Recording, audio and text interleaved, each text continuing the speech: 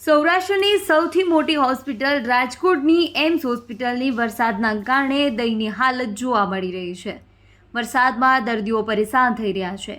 Rajkot AIIMS હોસ્પિટલમાં રોજના ઘણા બધા દર્દીઓ સારવાર લેવા માટે આવતા હોય છે, ત્યારે 3 દિવસ પડી રહેલા અવિરત વરસાદને કારણે એમ્સ હોસ્પિટલમાં પાણી ભરાઈ ગયા, અનેક જગ્યાએ સ્લેબ ધરાશાયી થયાના દ્રશ્યો સામે આવી રહ્યા છે। પાણી ભરાવાના કારણે અને સ્લેબ ધરાશાયી થવાના કારણે એમ્સ ખાતે દાખલ દર્દીઓની હાલત કફોડી જોવા મળી રહી છે। સાથે જ પરિસ્થિતિને લઈ દર્દીઓ પરેશાન થઈ રહ્યા છે।